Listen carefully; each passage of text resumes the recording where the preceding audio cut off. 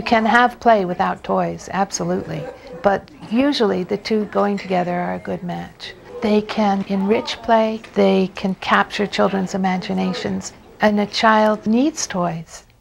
They, in a real sense, need toys to keep their play fresh. Toys have a tremendous importance to young children because they offer the opportunity for a child to manipulate and develop their gross motor and fine motor skills, learn about texture, learn about sound, learn about color and shape. Dolls are real important toys for both boys and girls. It's important that they have that opportunity to nurture and to practice nurture. It's a totally different kind of play. The thing to remember is that toys are only an extension of play, not the primary focus. I think parents use toys to alleviate some of their guilt of not being available. And so they have an open feeling about buying anything that a child wants. And some of the things that parents buy are not good things. You can very well go into a toy shop and say that there are some things that we don't buy for our family, and they're not toys that I want you to use. And explain to a child why. As a general rule, look for simple toys. Don't look for the most complex thing you can buy. Start off with a ball. An 8-month-old baby and a ball can learn how to play a game. The baby just randomly pushes the ball towards you, you push it back. Action, reaction. Voila, you're playing ball. You know, it's just a few more steps till you're playing catch outside and playing baseball and playing basketball together. So many of us buy toys and spend a lot of money on toys, which break, which are not open-ended. And some of the best toys in the home are in the kitchen cabinet, the pots and the pans. Oftentimes an empty box, a piece of Tupperware, a container, an empty container, something that's round that rolls. It doesn't have to be a ball that was bought. It could be a spool of yarn from your sewing kit. Those things that are real become just as important, if not more so, to young children. I think as parents we see that all the time, that we might buy the most elaborate toy for our child and save all of our money up to get this one particular thing.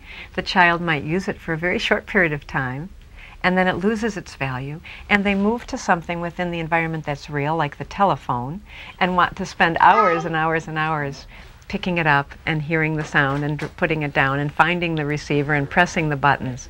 So toys are everywhere. It just takes the parent to look at what the child is most interested in and then provide more of those kinds of experiences for them. The simpler the toy, the more complex the play. And the more complex the toy, the simpler the play. The crux of the matter in play is that the child take the object and project onto it something else. Okay, Julie, get on the train. Get on the train. We don't have to have things that are exactly the same as real life things. They just have to suggest real life things in order for children to be able to use them well. Equally as important to toys are people, and sometimes we don't think of people as toys, but yes, they are, because we learn so much from the facial expressions of a mother, even as a mother talks to a child that she's nursing. And that's why it's so important to make time to play with your children. Be with your child. Take part with your child. Instead of saying, go and play, say, come and play. Put yourself in the picture.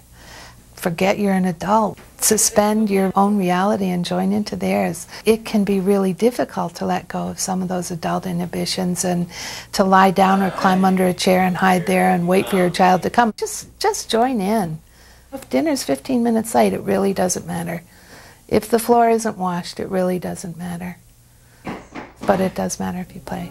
That age is gone so soon, that age where children are developing at such a rapid rate, when there's just so much that we could give them to encourage their emotional, social, and intellectual development, and not to leave time for that wonderful time for play with our children is something that many of us will regret in later years. And for us as parents, it's an opportunity that comes once in a lifetime, the chance to connect with our children and make a difference in their lives. In essence, the power of play. Remember how you played. Remember what gave you joy. All of that is still part of who you are today.